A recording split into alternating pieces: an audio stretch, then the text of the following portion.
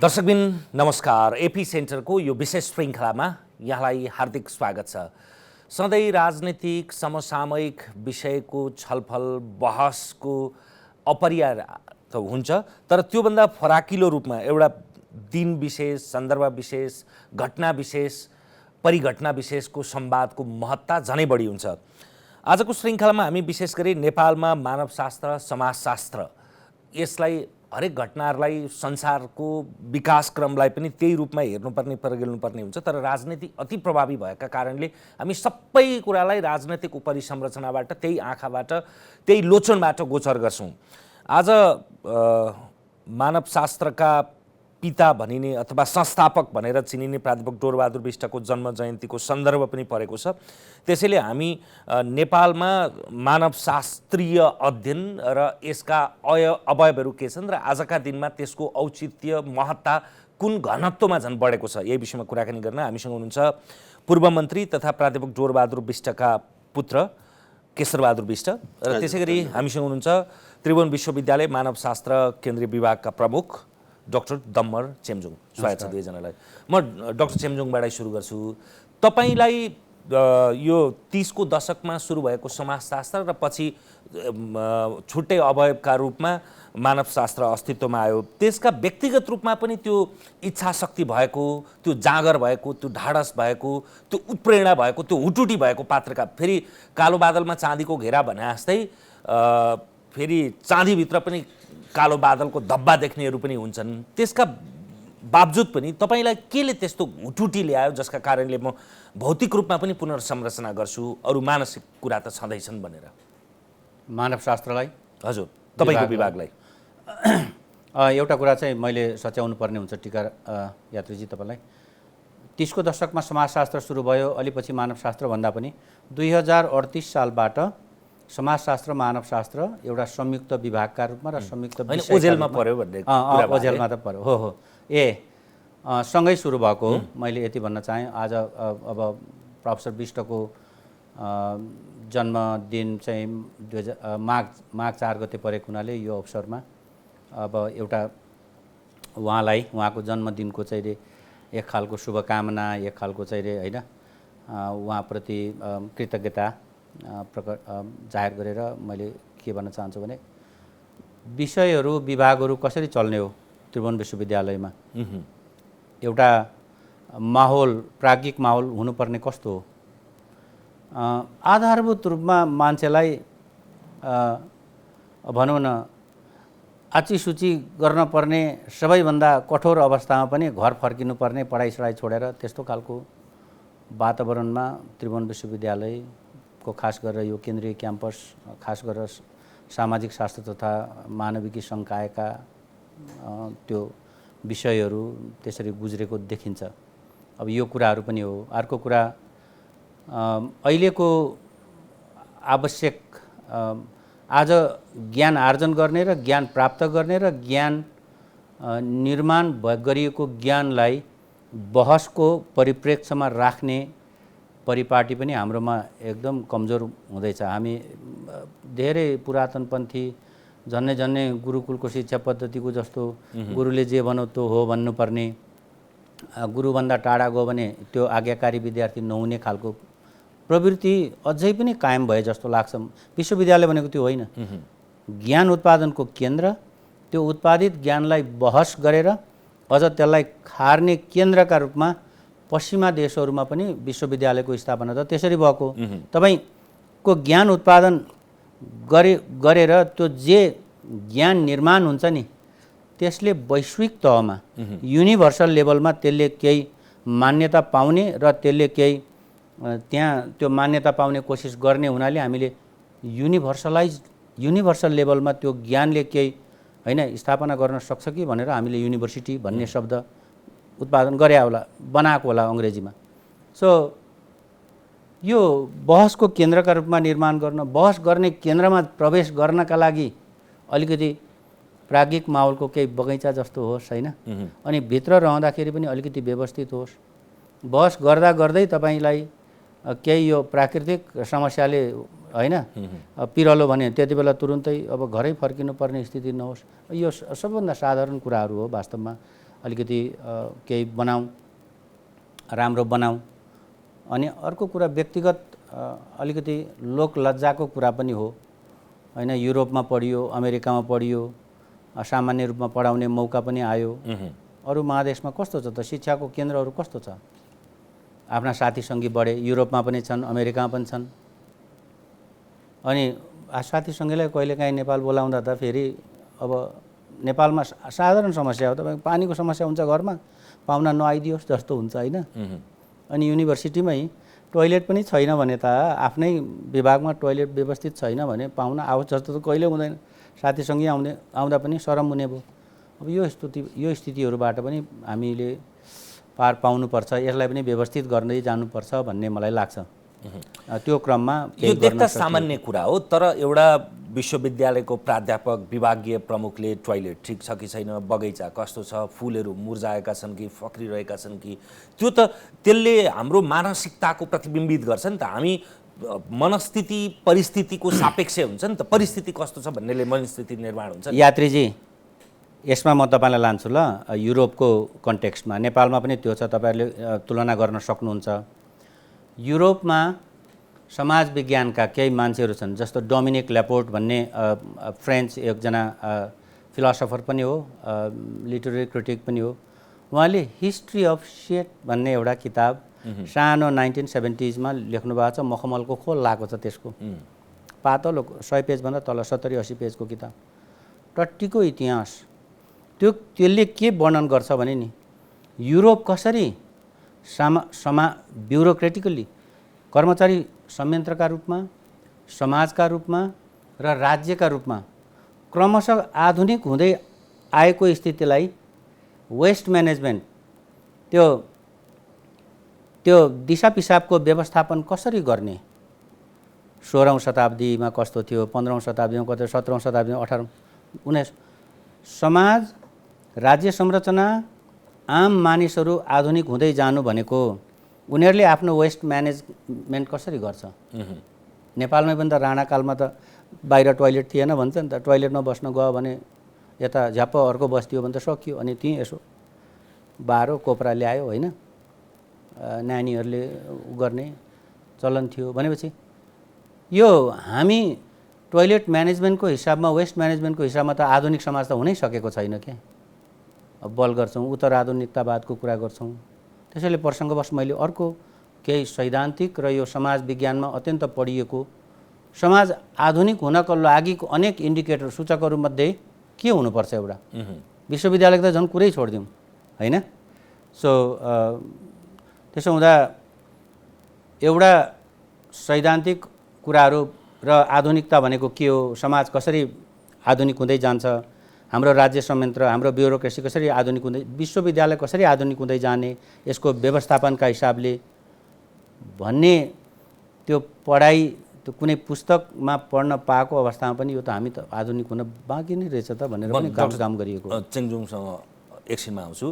सन्दर्भ चाहिँ मानवशास्त्रको संस्थापक अथवा पिताको जन्म जयन्ती भन्ने कि जन्मोत्सव भन्ने, यो दुईटा शब्दको विरोधाभास छ। किनभने व्यक्ति दिवंगत नभई जन्म जयन्ती भनिँदैन, फेरि उहाँ जीवित हुनुहुन्छ कि दिवंगत हुनुभयो भन्ने टुङ्गो छैन। 2052 सालमा हो ख्यार होइन हो, 52 सालमा जुम्लाबाट नेपालगञ्ज आउने क्रममा, जुम्ला छोड्ने क्रममा भनौँ न, अब कता जानुभयो भन्ने नै त्यस पछाडि ऊ भएन। नेपालगञ्जसम्म आउनुभएको चाहिँ थाहा पायौँ हामीले, त्यस पछाडि थाहा भएन। अहिले कहाँ हुनुहुन्छ होला, कति प्रयत्न गर्नुभयो होला खोजी गर्ने, यसका विषयमा धेरै प्रश्नको सामना गर्नु पर्यो होला। एउटा पुत्रका रूपमा पिताका विषयमा यसरी प्रश्न गर्दाखेरि चिमोटला पनि, तर फेरि पिता मात्रै होइन नि त, उहाँ त यो विभागीय प्रमुख मात्रै पनि होइन। नेपालको इतिहासका यो लघु इतिहास, विशेष गरी पछिल्लो 50 वर्षमा हामीले छोड्न नहुने आलोचनात्मक चेतका दृष्टिकोणले पनि, जुनसुकै दृष्टिकोणले पनि, भाग्यवाद र विकास भन्ने, फेटालिजम र डेभलपमेन्ट भन्ने पुस्तक त्यस्तो माइलस्टोन हो। त्यसलाई आलोचना गर्नेहरू पनि छन्, कति बुझेर कति नबुझेर, त्यसलाई सकार्नेहरू पनि छन्। त्यही भएर त्यो एउटा पात्र नभएर एउटा संस्था भएका कारणले यसरी सोधे मैले। म सबभन्दा पहिले त यात्रीजीलाई धन्यवाद दिन चाहन्छु।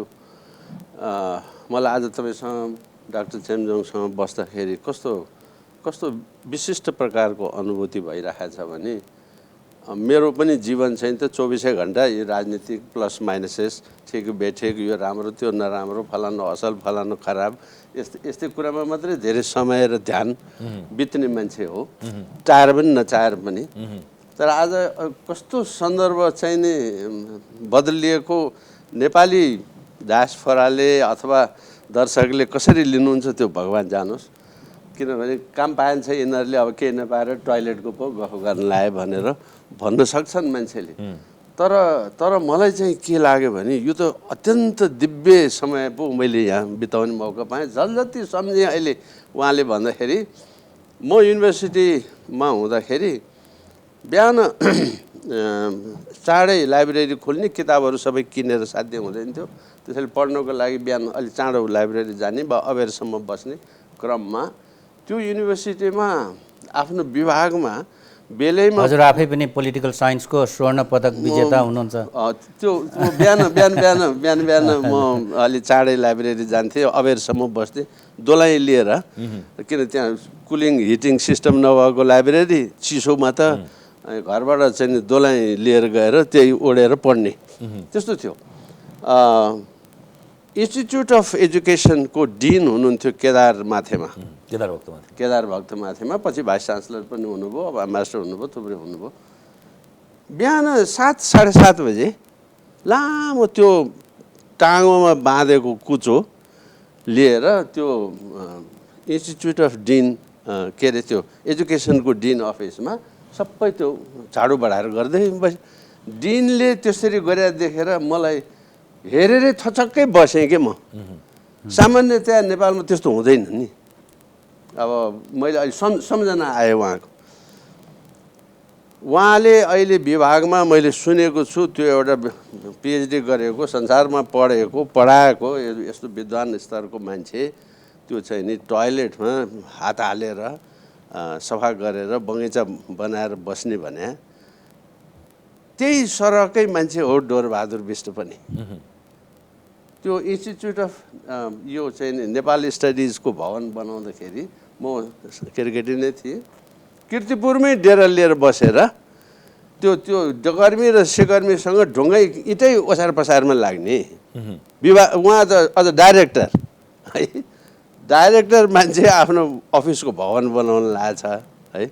मान्छेहरूले त्यहाँ त्यो बेला लौ यो चाहिँ के गरेछ, लौ उता कमी आलोचना गर्नेले अहिलेको सिनासलाई पहिला इनास मन्त्रीज्यूले त्यो भवनै उहाँले बनाउनु भएको कि त्यसको डाइरेक्टर हुनुहुन्थ्यो पहिला, विभागीय प्रमुख त अझ पछि हुनुभएको होइन त।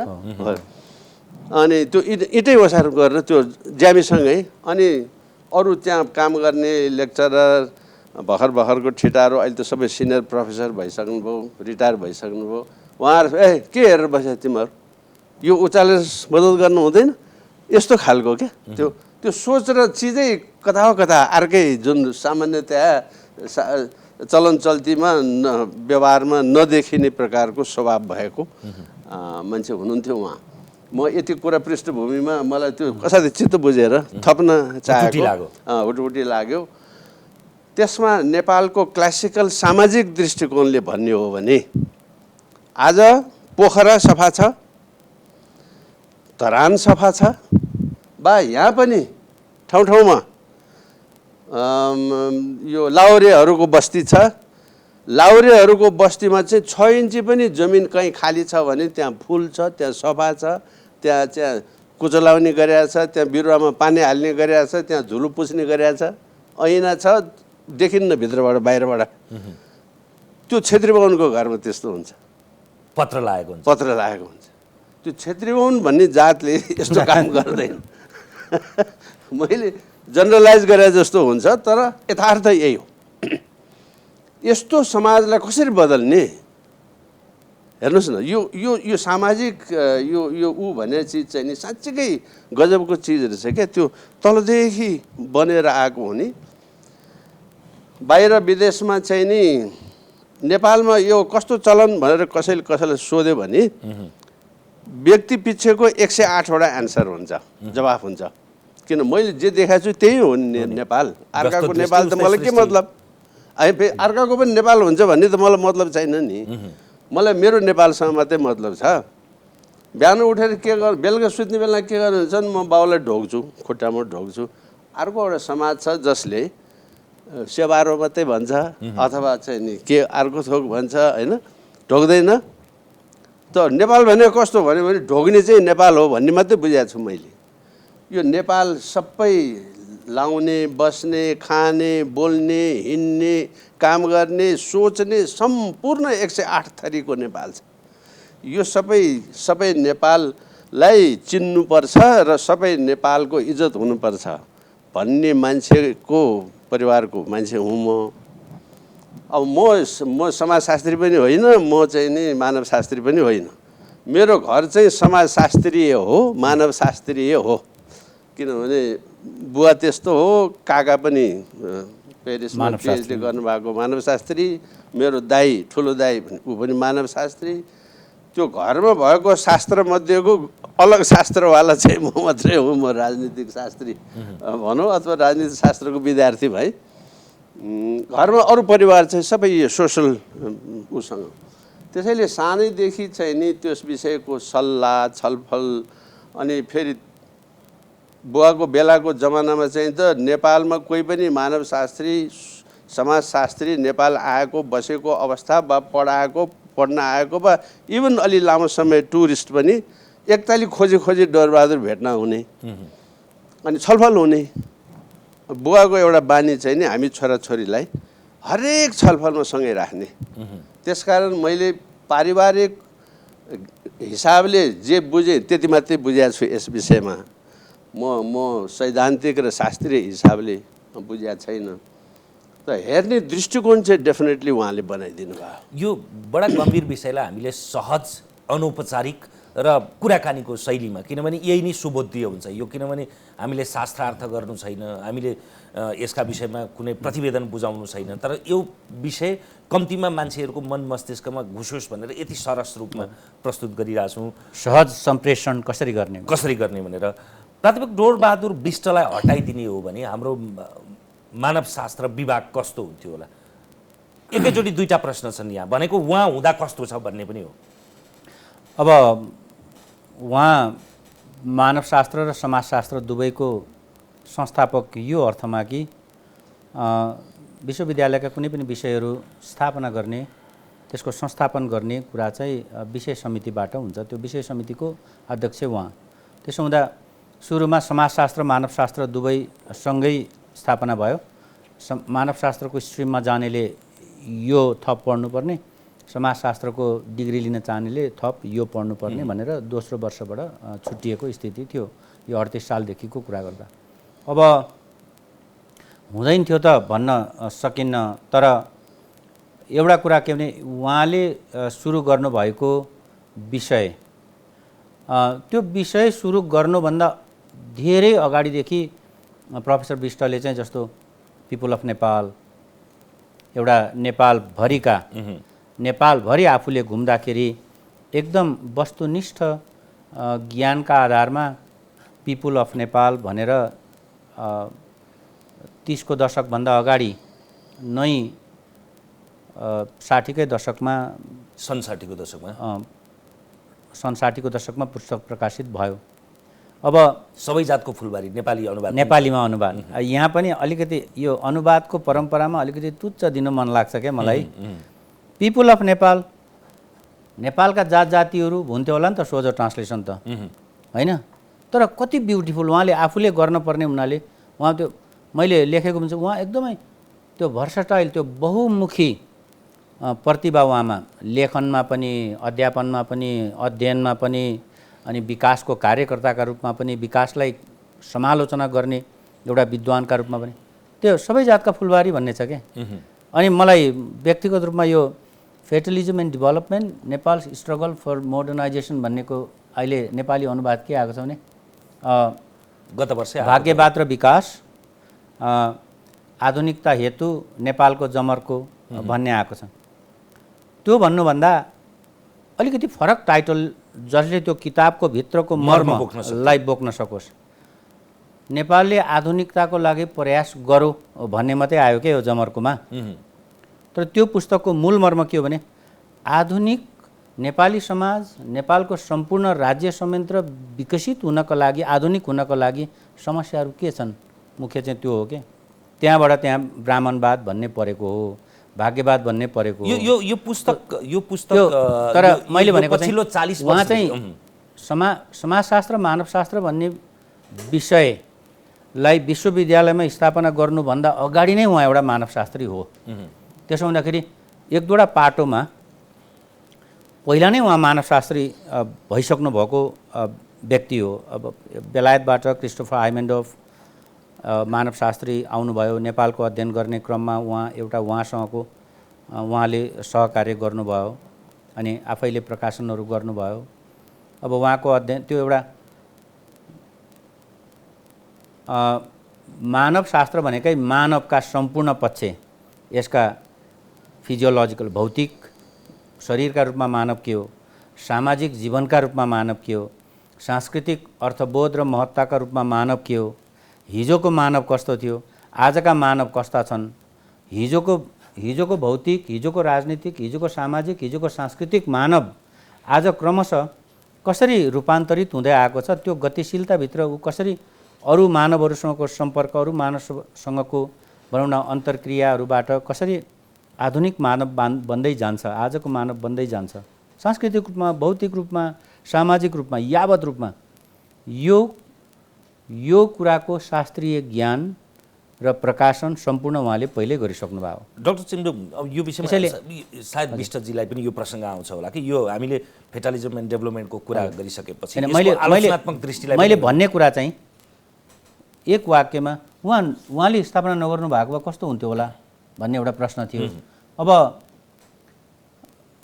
त्यो भनेको एउटा हाइपोथेटिकल क्वेसन हो त्यताको क्वेसन गर्न जरुरी छैन तर मानवशास्त्र नेपालमा हुन्थ्यो व्यक्तिलाई केन्द्रित गर्ने भन्दा पनि हामीले विशिष्ट सामाजिक ऐतिहासिक विश्वविद्यालयको परिस्थितिहरू त्यसले चाहिँ मानवशास्त्र समाजशास्त्र पढाइ सुरु हुनुपर्छ भन्ने आवश्यकता महसुस गरेर नै को व्यक्तिबाट यो सम्भव छ सहज रूपमा चाहिँ स्थापना गर्नुभन्दा प्रोफेसर विष्ट भेट्यो यो फेटालिजम एन्ड डेभलपमेन्टकै कुरा गर्दा हुन त लामो समय यो अङ्ग्रेजी भाषामा मात्रै आयो गत वर्षमा मात्रै नेपाली अनुवाद गर्न सम्भव भयो किनभने त्यो प्रकाशकले पनि त्यसको आफ्नो स्वामित्वको प्रश्न थियो होला प्रतिलिपि अधिकारको कुरा थियो होला यसको आलोचनात्मक चेत हुनेले चाहिँ के भन्छन् भनेको यसलाई आलोचनात्मक रूपमा हेर्नेहरूले यो हाम्रो मौलिक आँखाबाट हेरिएन नेपाली समाजलाई यो पश्चिमा आँखाबाट हेरियो अझ प्रायोजित रूपमा यो कति यथार्थ हो होइन तर पुस्तककार रूपमा गत वर्ष शिलान्यास भन्ने पुस्तकमा सुजित मैनालीजीले एउटा च्याप्टर नै लेख्नु भएको छ डोरबहादुर बिष्टका विषयमा त्यही विषयमा डोरबहादुर बिष्ट कस्तो पात्र थियो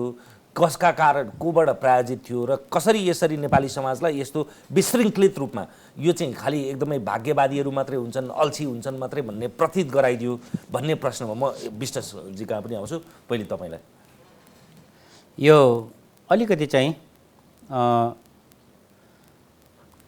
शास्त्र भनेको के हो शास्त्रार्थ भनेको के हो हिजो शास्त्रार्थ चाहिँ हामी धार्मिक कोणहरूबाट धार्मिक रूपले स्थापना भएका केन्द्रहरूमा ज्ञानको उत्पादन केन्द्र भनेर त्यस्ता केन्द्रलाई मान्थ्यौँ युरोपमा पनि त्यही थियो क्रिस्चियनिटी चर्चहरूले ज्ञानको तपाईँको लेजिट आधिकारिकता र वैधता दिने नेपालमा पनि भनौँ न भारतवर्षमा मूलत एक ढङ्गले भनौँ न इस्लामहरू र हिन्दूहरू उनीहरूको यो अनि बुद्धिस्टहरूको पनि तपाईँले देख्नुहुन्छ जस्तो मोनास्ट्रीहरू देख्नुहुन्छ त्यहाँबाट त्यो ज्ञानको आधिकारिकता र वैधता लिने परिपाटी थियो विश्वविद्यालयको कन्सेप्ट किन आयो भने नलेजलाई ज्ञानलाई कसरी विवेकसङ्गत बनाउने र कसरी वस्तुनिष्ठ बनाउने इम्पायरिसिजम र ऱ्यासनलिजम भनेर भन्छ यो दुईटा कुरा मिसिएर ज्ञान उत्पादन हुन थालेपछि हामी त्यसलाई इन्लाइटनमेन्ट भनेर युरोपमा चाहिँ भन्यौँ पुनर्जागरण भनेर त्यहाँबाट पछिका विश्वविद्यालयले पढाउने विषयहरू राजनीतिक शास्त्रहरू कानुनहरू मेडिकल साइन्सेसहरू हैन सामाजिक भनौँ न विज्ञानका विभिन्न विधाहरू फिजिक्स केमिस्ट्री भौतिक विज्ञानका विभिन्न विधाहरू विकसित भएर चाहिँ आयो नेपालमा अझै पनि हामी ज्ञान निर्माणको केन्द्र कसलाई मान्ने विश्वविद्यालयलाई मान्ने हो मान्नुपर्ने त तपाईँ आधुनिकतामा हुनुहुन्छ मोडर्निटीमा प्रवेश गरिसक्नुभयो भने तर हालत त्यही छ टोयलेट चाहिने प्राचीन कालकै छ अथवा होइन। अनि भनेपछि अर्काले तपाईलाई प्रश्न गर्दाखेरि तपाईँ त्यो प्रश्नलाई हल गर्ने क्रममा तपाईको ज्ञानको दायरा अझ फराकिलो हुन्छ भन्ने विश्वास नेपालमा विकास भएन जस्तो लाग्छ मलाई। विश्वविद्यालय स्थापनाको औचित्य र प्रयोजन के हो, शिक्षाको औचित्य र प्रयोजन के हो? अहिले पनि तपाईँ नेपालमा हेर्नुभयो भने देख्नुहुन्छ त्रिभुवन विश्वविद्यालयको स्थापनाको औचित्य र त्यसको प्रयोजन भनेको वास्तवमा यो राज्यका निमित्त त्यसका अनुचरहरू र राज्यका निम्ति राज्य निर्माणको भनौँ न यो राज्य संयन्त्र सञ्चालनको लागि विकासको लागि त्यो राज्यलाई पछ्याउने र उसलाई सहयोग गर्ने सहयोगीहरूको निर्माण गर्नु मात्रै चाहिँ विश्वविद्यालयको भूमिका होला भन्ने खालको बुझाइ। तर त्यो त होइन त। मूलत युनिभर्सिटी भनेको त ज्ञान निर्माणको केन्द्र हो नि। ज्ञान भन्यो भने होइन बाधे बाधे जायते तत्त्वबोध तपाईँको यो तपाईँले भनेको कुरालाई कसैले एउटा भनौँ न छलफलद्वारा त्यसलाई क्वेसनमा ल्याउँछ भने तपाईँले छलफल गर्न सक्नुहुन्छ होइन। अनि त्यसले अलिकति खारिएर आउँछ केही कुराहरू भने यो संरचनावादमा आउँछ कि एउटा यात्रीजी स्लाभो जिजेक मैले हेरिरहन्छु प्राय उहाँको भिडियोहरू, उहाँको किताब त्यति सजिलो छैन। लिटरेरी क्रिटिक हो, स्लोभेनियाको मान्छे, राष्ट्रपतिमा पनि उठेको, तर साइको एनालिस्ट पनि हो। उहाँले भन्छ कि यो विरोधी पक्षबाट जति हान्न खोजौ उति आफ्नो पक्षले प्रगति गर्न सक्छ। लुक एट द क्यापिटलिस्ट भन्छ के पुँजीवादीहरूलाई हेर्नुहोस् त। समाजवादीहरूले हान्या चाहिँ यो पुँजीवादीहरूलाई समाप्त नगरिकन चाहिँ होइन समानतामा आधारित समाज बनाउन नसकिने हो भनेर समाजवादीहरूले यताबाट पनि हान्छन् उताबाट पनि हान्छन्। अनि पुँजीवादीहरू यता छल्छन् उता छल्छन्। खोइ त पुँजीवादलाई कहिले समाप्त पार्न सकेका छैन भन्छ।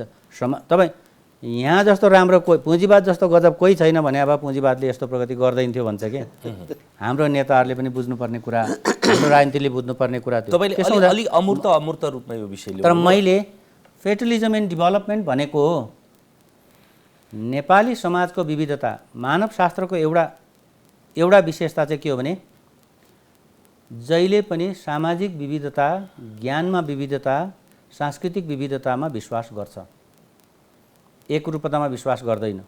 त्यसैले यो राजनीतिक, आर्थिक, सामाजिक सम्पूर्ण कुरामा तपाईँ मोनोलिथिक कन्सेप्टबाट तपाईँ अलिकति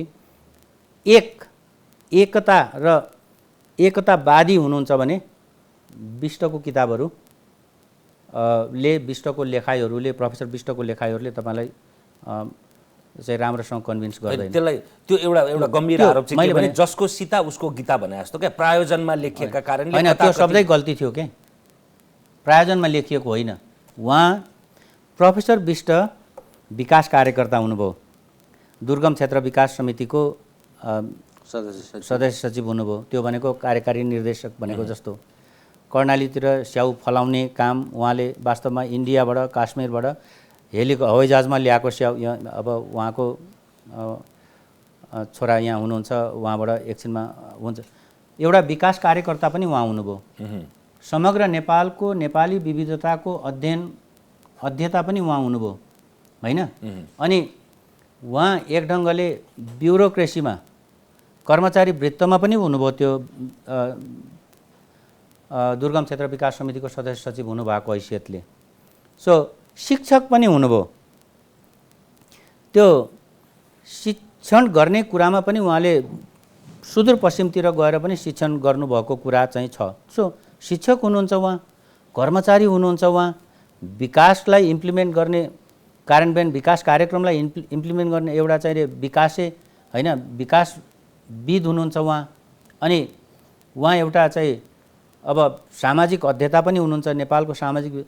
यो सारा कुरा हेर्दाखेरि नेपालले आधुनिक हुन कोसिस गर्दा कस्तो खालको सामाजिक, वैचारिक, आर्थिक, राजनीतिक समस्याहरू भोग्नु पर्यो नेपालले समग्रमा। त्यसो हुँदाखेरि वैचारिक रूपमा हामी यदि भाग्यमा निर्भर गर्छौँ भने जाँचमा परीक्षामा पास हुनेले मेरो भाग्यमै फर्स्ट हुनु लेखाएको छ, फेल हुनेले मेरो भाग्य नै बिग्रो होइन। अहिले आधुनिक रूपमा आजभोलि बनेका फिल्ममा पनि तपाईँले जहाँ चाहेपछि लड्डु चढाएको पनि देख्नुहुन्छ। यो बहुत साधारण कुरा हो। तर लड्डु कसैलाई चढाउँदैमा गणेशजीलाई लड्डु चढाउँदैमा गणेशजीको स्पिडमा मेरो हात त चल्नेवाला छैन भरे उत्तर दिँदाखेरि त भने लेख्दाखेरि भनेपछि त्यो खालको आफ्नो कर्मशीलता आफ्नो क्षमतामा विश्वास नगरेर तपाईँ परसांसारिक कुनै देवी देवतामा र त्यो नदेखिने भाग्य भन्ने त्यो छैटीमा लेखेको हुन्छ भन्ने कुरा विश्वास गर्नुहुन्छ भने त्यो एउटा हाम्रो वैचारिक रूपमा हाम्रो अवरोध हो। त त्यो विचार चाहिँ कहाँबाट आउँछ भन्दाखेरि हिन्दू धर्म परम्पराहरूमा हैन जातीय व्यवस्थाहरूमा भाग्यमाथि विश्वास गर्ने जुन एउटा सामाजिक हाम्रो चलन छ त्यो चाहिँ त्यस्तो भाग्यवादको स्रोत हो। त्यसले हामीलाई आधुनिक हुन रोकिराखेको छ। नेपालको कर्मचारी संयन्त्र चाकरीमा भर पर्छ हैन।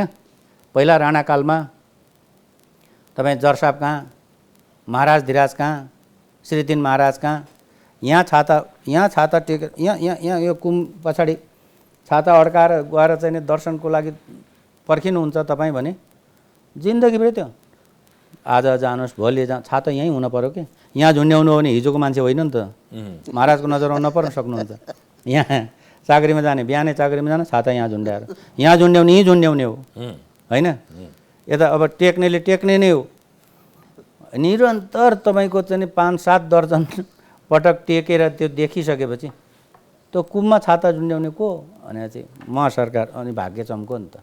त्यो चाकरीका आधारमा होइन हजुरियाका आधारमा चाहिँ जागिर पाइन्छ भन्ने कुरा कर्मचारी तन्त्रमाथिको त्यो एउटा क्रिटिक हो। ओभरअलमा नेपालको आधुनिकता र आधुनिक विकासको त्यसले गति लिन किन सकिरहेको छैन यो कारणले सकिराखेको छैन भन्ने हो। अब पढ्दाखेरि चाहिँ अब कस्तो हुन्छ भने अघि मन्त्रीज्यूले पनि भन्नुभयो यहाँले पनि भन्नुभयो दृष्टिअनुसारको सृष्टि देखिन्छ। अब आफ्नो आफ्नो नजरिया अब यो कारणले तर मैले देखेको मात्रै सत्य हो होइन। मैले डोरबहादुर बिष्टलाई लेखनाशास्त्रको कुरा गर्दा एक पक्षीय ढङ्गबाट मात्र हेर्नुहुन्न भनेर किनभने दुईटै पक्षबाट हेर्नु। पौड्यालको कविता छ नि दोषी माता पिताका वचन गुरुजना देश निशेष दोषी होइन। सत्यात्म मित्र दोषी गृह परिजनको चाल देखिन्छ दोषी यो सारा सृष्टि दोषी विधिवश छ भने आफ्नो दृष्टि दोषी। अब दृष्टि दोष लगाएर फेटलिजम डेभलपमेन्ट पढ्नु छ अनि नेपाली समाजै भाँडभैलो भयो नभनेर कहाँ भाँडभैलो कहाँ हुन्छ र बिष्टजी। धन्यवाद। म चाहिँ 2-3टा घटनाको उदाहरण भन्छु होइन। अर्थ चाहिँ यहाँहरूले नै लगाउनु पर्छ। त्यो नेपाली जनताले जान्नुपर्छ जस्तो लागेर म आज अब त्यसरी त भनेको थिएन, आज म पहिलो पटक भन्दैछु। उहाँलाई यो फेटलिजम एन्ड डेभलपमेन्ट लेख्दाखेरि हामीहरूलाई चाहिँ हामी छोराछोरीलाई लाइन अंश नै थाहा हुने क्या उहाँको हरेक रचना। किनभने उहाँको जीवनको तालिमै हामीमाथि यस्तो थियो कि छोराछोरी भएपछि पौडी खेल्न जान्नुपर्छ नम्बर 1 उहाँको सिद्धान्त। घोडा चढ्न जान्नुपर्छ, टाइप गर्न जान्नु। अहिलेको कम्प्युटर सबै त्यति बेला त्यो टाइप गर्न जान्नुपर्छ। अनि उहाँको किताब चाहिँ त्यो सबै हामीले टाइप गरिदिए।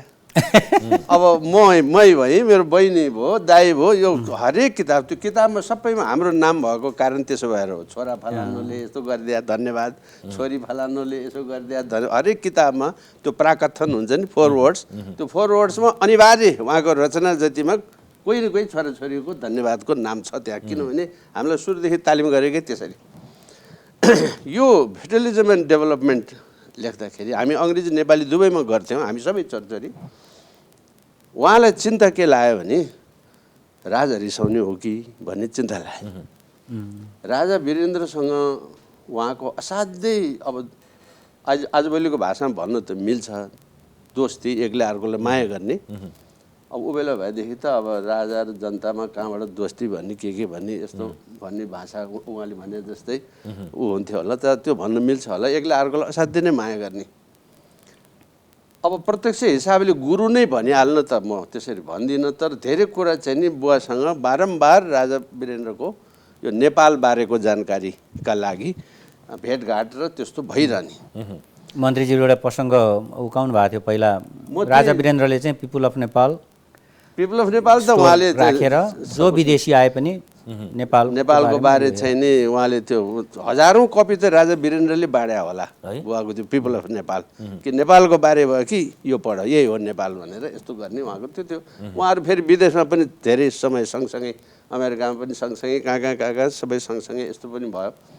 यो फेडरलिजम एन्ड डेभलपमेन्टको किताबको चाहिँ नि छाप्नुभन्दा अघि त्यसको चाहिँ नि त्यो उहाँले राजालाई पठाएको रहेछ बुवाले। मैले एउटा आन्तरिक कुरा बताएको हेरिदेऊ भनेर पठाउने चलन हुन्छ नि विद्वानहरूको कमेन्ट दिनुहोस् छाप्नुभन्दा अगाडि। मारतधिराजबाट के पनि आएन कमेन्ट है।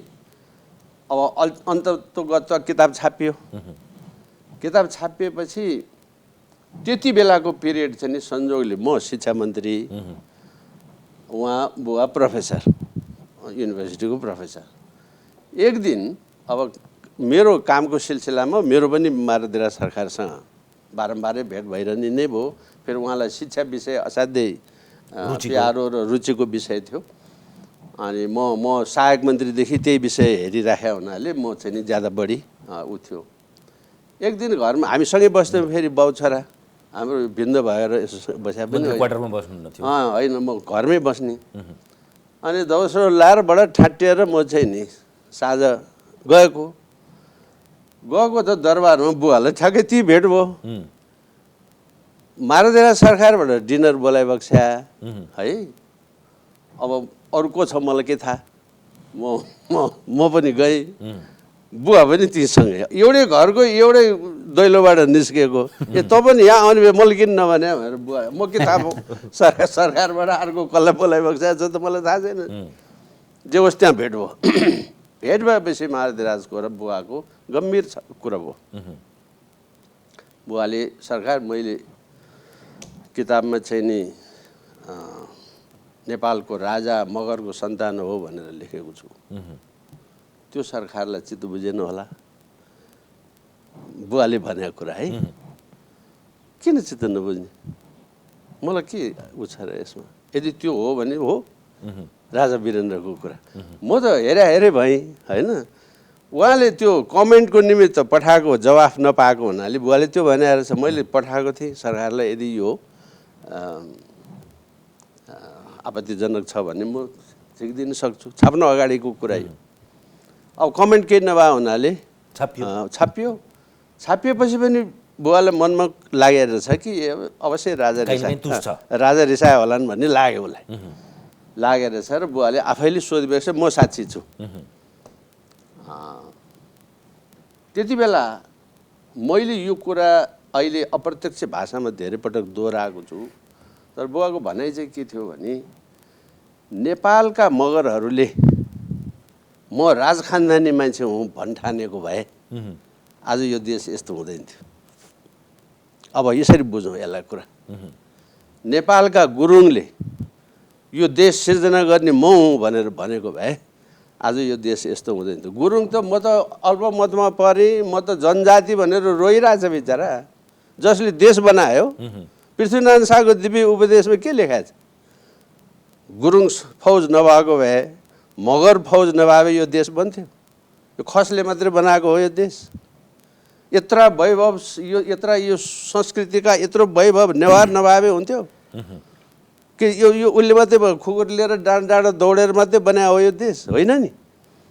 त यो देशलाई एक ठाउँमा ल्याउने कामको निमित्त आज जुन मगरलाई भड्काएर मगरको टाउकोमा टेक्दै आज राज्यमा कहिले कहाँ के उत्पात गरिरहेछन् यो कुरा म अहिले भन्यो भने अप्रासङ्गिक हो आजलाई। त्यो नत्र मेरो विषय पनि यही हो होइन।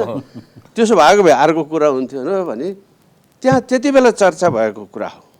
मगरले यो देश मेरो भन्यो भने देश अर्कै हुन्छ सरकार। जब मगरले आफूलाई म त हेपिएको म त लिँडे म बुद्धि नभएको भन्छन् मलाई भन्ने जुन राखेको छ र आफूलाई जात बदल्न उद्धत छ। मगर चाहिँ लुगाई म त मगर होइन म त ठकुरी हुँ म शाह हुँ म के हुँ भन्छ। यथार्थमा त्यो मगर हो। त्यो मगरले आफूलाई म मगर भएको म गौरवान्वित हुनु पर्यो। यो किसिमको स्पिरिट तपाईँले यदि यो दोष लाउने हिसाबले नै भन्ने हो भने अफ्रिकन कालाहरू चाहिँ नि अमेरिका पसेपछि त्यहाँ मुभमेन्ट भयो,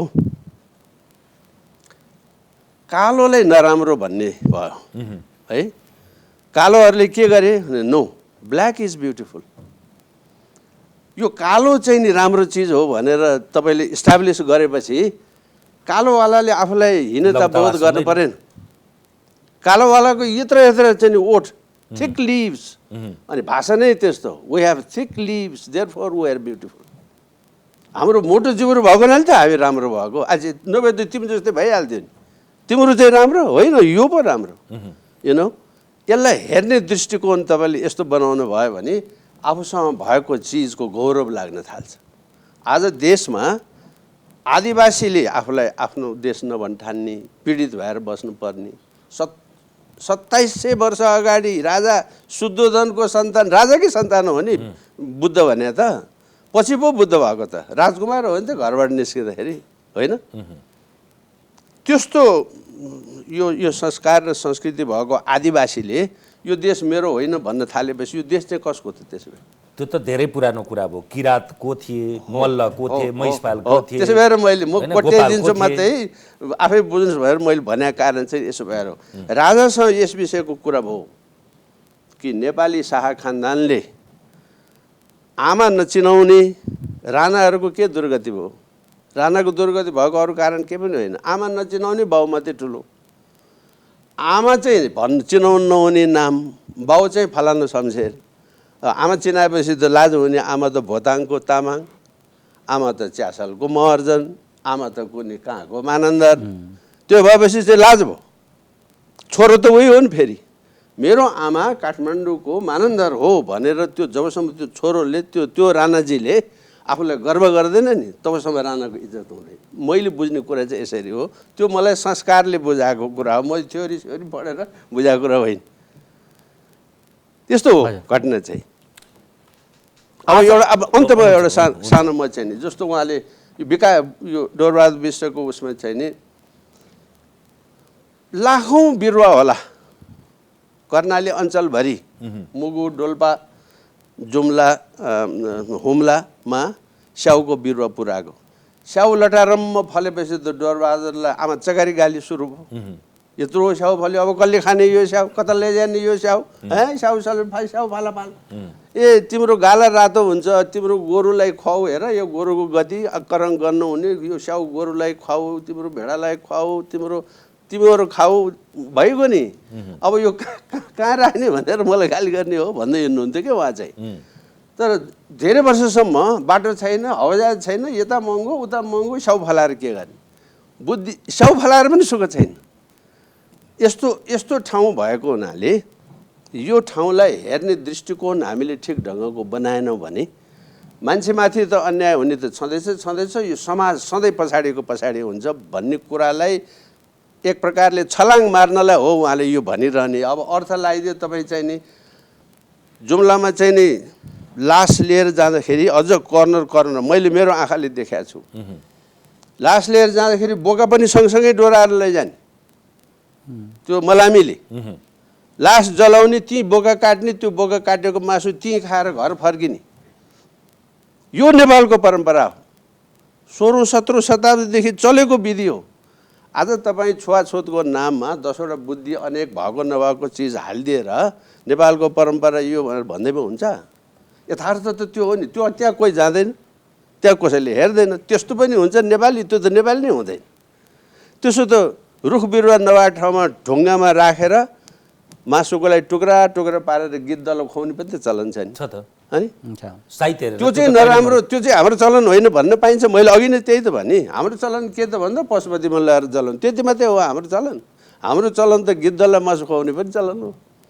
हाम्रो चलन त मलामी जाँदाखेरि बोका काटेर खाने पनि चलन हो। हाम्रो देउता त्यति मात्रै हो। भैरवमा त रक्सी खाएर नाच्ने भैरव पनि त हाम्रो देउता हो नि, होइन र? तपाईँ खालि अर्को कुरा मात्रै गरेर त हुँदैन नि। अब यहाँ चाहिँ नि यस्तो हमला भयो के, विचारको हमलाले तपाईँलाई अर्को कुरा सोच्ने नै अवस्था बनाइदिएन, त्यसैमा विद्रोह गरे हो। मेरो भनाइ चाहिँ यसो हो। अब डाक्टर स्नेहल, हामी उत्तरार्धमा आयौँ। अघि सुरुमा भने जस्तै यो कुराकानी होइन, यो गफगाफ जस्तै हो, डबलीमा यो दर्शकलाई साँची राखेर हामीले गरेको मन्थन। आज हामीले त्यो आलोचनात्मक चेत कसरी राख्ने, डोरबहादुर बिष्टको जन्मको सन्दर्भलाई पृष्ठभूमिमा राखेर हामीले घटनालाई, राजनीतिलाई, पात्रलाई, प्रवृत्तिलाई, राज्यलाई, सत्तालाई, सरकारलाई? आलोचनात्मक चेत एउटा हाम्रो सामाजिक जीवनमा, हाम्रो शैक्षिक जीवनमा बिस्तारै विकसित हुँदै जाने कुरा रहेछ। त्यो निर्माण हुँदै जाने कुरा हो। अनि आलोचनात्मक चेतको विकास, त्यो निर्माण गर्ने प्रक्रिया र त्यसलाई व्यक्त गर्ने प्रक्रियाको खास विकास हुन सकेको छैन जस्तो मलाई लाग्छ नेपालमा। तपाईले आलोचनात्मक चेत भन्ने बित्तिकै त्यो वैचारिक विविधतासँग सन्दर्भित कुरा हो, ज्ञानको विविधतासँग सम्बन्धित कुरा हो। तर हामी मन नपरेको मान्छेको लुगा गनाउँछ भने जस्तो एकदम व्यक्तिगत तहमा उत्रेर सुरु गरिहाल्छौँ। जुन कुरा युएस पोलिटिक्समा, संयुक्त राज्य अमेरिकामा हेऱ्यो भने ट्रम्पमा अहिले देखियो, त्यो होइन भने हामीमा यो कसरी आलोचनात्मक चेतलाई कसरी व्यक्त गर्ने लेख्य परम्परामा भन्ने कुराको खास तालिमहरू पनि हाम्रोमा छैन। तपाईँ पनि त्यसरी पढ्नुभयो होला, मन्त्रीज्यू पनि सानोमा त्यसरी पढ्नुभयो होला, म पनि त्यसरी पढेँ। स्कुलमा जाडो छ भने दिनभरि आज जाडो छ लेख्ने हो। तपाईँको त्यो सृजनात्मकता कसरी प्रकट गर्ने, लेख्ने, चित्र बनाउने यो छैन नेपालमा। अब बिस्तारै सुरु हुँदै होला। भनेपछि घर जाने बेला पनि म घर जान्छु लेख, 5-6 पाना भइसक्यो, म घर जान्छु होइन। अनि जाडो पनि छैन, म घर जाने बेला पनि भएको छैन, राम भात खान्छ लेख। यस्तै त्यो त कुनै लेख्दाखेरि तपाईँको आलोचनात्मक चेतलाई, वैचारिक पक्षहरूलाई, ज्ञानका पक्षलाई बिट्विन द लाइन्स कसरी दिने, अङ्ग्रेजीमा बिट्विन द लाइन्स भन्छ नि। तपाईँले लेख्दा यसरी लेख्नुहोस् कि होइन, तपाईँले दिनुपर्ने सन्देशहरू, त्यो जुन आलोचनाहरू छ, त्यो बुँदाहरू बिट्विन द लाइन्स, त्यसलाई चाहिँ एकाडेमिक राइटिङ, प्राज्ञिक लेखन भन्ने। हाम्रोमा लेखनको तालिम एमएमा पनि छैन, ग्रेजुएट स्कुलमा, अन्डर ग्रेजुएट स्कुलमा बिएमा पनि छैन। लेख्दैखेरि पनि के भने अब गाईको निबन्ध लेख्नु पर्यो। यहाँले अघि मन्त्रीज्यूले भन्नुभएको जस्तो गाई भनेको यस्तो हो भनेर उहाँको सोचअनुसार, गुरुको सोचअनुसार विद्यार्थीले लेख्नु पर्यो होइन। त्यसो हुँदाखेरि आलोचनात्मक चेत, बहसको कुराहरू, यो कुराहरू अहिले पनि हाम्रोमा इस्टाब्लिस हुनै छ। मैले अघि सुरुमै भने विद्यालय शिक्षा भनेको के का लागि? ज्ञानको ज्योति बन्छन्। तर मैले बुझेको जस्तै यसले बुझोस्, त्यो त एकात्मक सोच हो होइन। हिजोको विद्यार्थी, मैले फरक प्रसङ्गमा अर्को मिडियासँग भन्दै थिएँ, हिजोको विद्यार्थी र आजको विद्यार्थीमा के फरक? हिजोको विद्यार्थी गुरुप्रति इमान्दार होस्, आज्ञाकारी होस् विद्यार्थी, गुरुले जे भन्छ जाँचमा त्यही लेखोस्। अहिलेको विद्यार्थीले त्यो सिक्ने एभेन्युजहरू, त्यो सन्दर्भहरू अनेक छन्। म यो सिक्न चाहन्छु भनेर विद्यार्थीले सानैमा, उहिले हामी जस्तो बाआमा बाजे बजेको कर्म मात्रै स्कुल जाने त होइन। अहिले त मलाई यो हुनु रहन्छ, म यो सिक्न चाहन्छु, म फ्यासन मात्रै पढ्छु, मलाई म्याथमेटिक्स किन पढ्नु पर्यो, फ्यासनमा म्याथमेटिक्स चाहिँदैन भन्छ। म इन्जिनियर हुने होइन, म साइन्टिस्ट हुने होइन, म आर्ट्स पर्फर्मेन्स पढ्छु भन्छ मान्छेहरू। अहिले 13-14 वर्ष पुगेको छैन भनेपछि अहिलेको पुस्तामा चाहिँ बिस्तारै यो आलोचनात्मक चेत अगाडि आइराखेको छ। त्यो के का कारणले? हाम्रो विद्यालय शिक्षा यो भन्दा पनि हामी एउटा भूमण्डलीकृत सिक्ने अवसर प्राप्त गरेको हुनाले त्यसबाट बाहिरबाट बच्चाहरूले त्यो सिकिराखेको छ। अनि उनीहरू जब सडकमा निस्किन्छ, हामीलाई हाम्रो समाजै अब गन्जागोल हुने भयो, अब यिनीहरूले डुबाए, अब यो छ, अब यो धरती कलियुगको चाहिँ नै मध्य, यो कलियुग फलेको, अब यो फस्टाएको, अब यो कलियुग पाक्ने बेला भनेको यही हो भनेर सुरु गर्छौँ हामी होइन। सो हाम्रा पुस्तासम्म पनि आलोचनात्मक चेत भनेको के हो र यसलाई कसरी व्यक्त गर्ने भन्नेमा हामीलाई तालिमै भएन।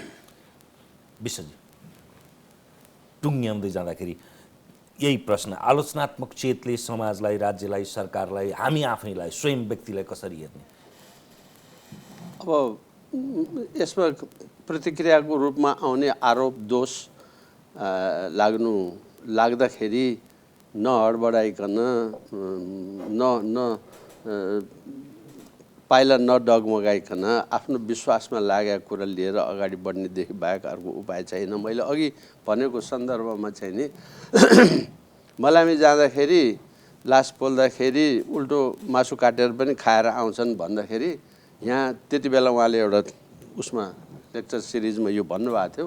भन्दाखेरि एउटा अर्को विद्वानले चाहिँ लो यो क्रिस्चियन भएछ भनेर भनिहाल्यो, लेखिहाल्यो, यसको केही उपाय छैन। उहाँले कुनै यो र त्यो बात भनेकै होइन नि, यथार्थ यस्तो पनि छ भनेर भने न हो। त्यो यथार्थ भन्न पनि सुख छैन। प्रतिक्रियावादी उसले जे बुझाएको छ त्यो मात्रै पो नेपाल हो, अर्को कुरो त होइन नि। त्यसो भएको हुनाले यो ठ्याक्कै अहिले एजुकेसन शिक्षा प्रणालीको उहाँले कुरा गर्दाखेरि त्यो कण्ठाग्रह गर्ने प्रणाली, उहाँ सुरुदेखि नर्मल स्कुलको पनि हेडमास्टर हुनुभयो के उहाँ। नर्मल स्कुल भनेको कस्तो भने 1 3 5 9 11 हुँदै जाने, 1 2 3 4 वाला होइन। 12 वर्षमा बल्ल कपुरी क पढ्न थाले मान्छेले कति वर्षमा एसएलसी गर्ने भन्छ, त्यसलाई 3 वर्षमा एसएलसी गर्ने कसरी बनाउने, त्यस विषयको विशेषज्ञ हो डोरबहादुर बिष्ट। त्यसमा यहाँ ठुल्ठुला पोलिटिसियनहरू छन्, अहिले म नाम लिन चाहन्न, उहाँले पढाएका। अब एक कपुरी क पढ्नु र कदेखि गेसम्म पढ्नु, अ आ इ पढ्नु र कलम, चङ्गा, घर, मामा, काका पढ्नुमा आकाश जमिन फरक छ। त्यो मामा पढ्नेले त्यो क जान्दैन, मामा मात्रै जान्दछ। अनि त्यो मामा भान्जा गर्दै गर्दै अनि क कुन सन्दर्भमा क आउँछ, यो चाहिँ क हो भनेर उसले त्यति बेला मात्रै क चिन्छ। सुरुदेखि कदेखि गेसम्मको कण्ठाग्रह हुँदैन त्यो यो प्रणालीमा। किन 12 वर्षबाट सुरु गरेको चिज होइन, 3 वर्षमा एसएलसी गर्नुपर्ने छ। त्यसलाई कसरी जम्प गराउने, कसरी लेखनमा, पढाइमा, ज्ञानमा। यस्तो यो एउटा शिक्षा प्रणाली को पनि विषयको कुरा हो। अहिले यो सेमेस्टर सिस्टम र यो अर्को सिस्टमको विश्वविद्यालयमा झगडा पनि यही विषयको हो। कण्ठ गरेर नोट लेखिदिएर साथीको नोट सारेर अनि अर्को एउटा हुल्याले अर्कोलाई लेखन लगाएर के गरेर हुने प्रणालीको हो। अनि जाँचमा चोरेर अनि चोर्न लगाएर, चोर्ने तरिका पनि सिकाइदिएर अनि चोर्नलाई चाहिँ नि त्यो नोट पनि बनाइदिएर त्यो टिचरहरू हुनुहुन्छ, उहाँहरूको अगाडि त्यसो भन्नु त नहुने हो।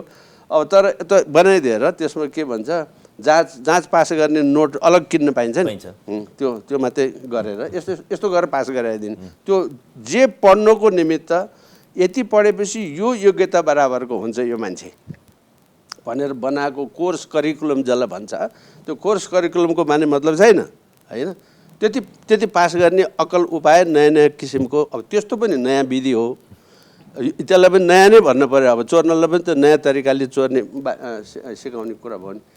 त त्यसो भएको हुनाले यो आलोचनात्मक कुरामा चाहिँ नि अहिले त व्यापक भइसक्यो। उहाँले भने जस्तो बच्चाहरू चाहिँ नि एजुकेसन प्रणालीमा what would you like to be, तपाईँ के हुन चाहनुहुन्छ सोध्ने नै त्यस्तो। म उहाँ यस्तो हुन म फुटबल खेल्न मात्रै चाहन्छु। ल अब यसको केही उपाय छ र? म फुटबलमा विशेषज्ञ हुन्छु भन्न पाइँदैन, अरू विषयको किन जान्ने भइरहनु पऱ्यो? यो जमाना यस्तो छ नि। त्यस्तो जमानाको डोर ओपनर, ढोका खोल्ने काम पनि उहाँले गरे हो कि जस्तो लाग्छ मलाई त। समय सम्वादको लागि धन्यवाद यहाँलाई। तपाईँलाई पनि धेरै धन्यवाद छ। नेपाली यो दर्शक सामुन्ने अब नयाँ, बिल्कुलै नयाँ विषय र नयाँ सन्दर्भ लिएर नयाँ तरिकाले आज हामीले प्राध्यापक डोरबहादुर बिष्ट जो मानवशास्त्र समाजशास्त्रको 2038 सालमा संस्थापक हुनुहुन्थ्यो, त्यसभन्दा अगाडिको मानवशास्त्रीय समाजशास्त्रीय परिवेश र पछिको प्राज्ञिक परिवेश भनेर एउटा पानी ढलोका रूपमा पनि हेर्ने गर्छौँ। बिचमा मैले त्यो आलोचनात्मक रूपमा उहाँलाई हेरिने विषय पनि पर्गेलेँ, त्यसलाई प्रयत्न गरेँ। विशेष गरी नेपाललाई चिन्न पढ्न चाहनेहरूले फेटालिजम एन्ड डेभलपमेन्ट र पिपुल्स अफ नेपाल भन्ने यो सम्भवतः नेपाल अध्ययन गर्न चाख राख्ने कुनै पनि विदेशीले नपढेको पुस्तक यो होइन होला, जसुकैले पढ्छन्। आज उहाँकै जन्मको सन्दर्भ पारेर जन्म जयन्ती भन्ने कि जन्मोत्सव भन्ने विरोधाभास मैले सुरुमै पर्केल्याएको थिएँ। 2052 साल फागुन सायद 27 गते होला, उहाँ कर्णालीबाट नेपालगञ्ज आउने क्रममा त्यहाँदेखि हराउनु भयो। कसैले काशीमा बनारसमा देखेँ भनेर भन्नुभयो, उहाँका परिवारका सदस्यहरू खोज्न जानुभयो। अहिले हुनुहुन्न, तर जहाँ हुनुहुन्छ काहीँ न काहीँ हुनुहुन्छ, हेरिरहनु भयो होला। आजलाई एपी सेन्टरको यो विशेष श्रृङ्खला यति नै। हेर्दै रहनुहोला AP1। नमस्कार।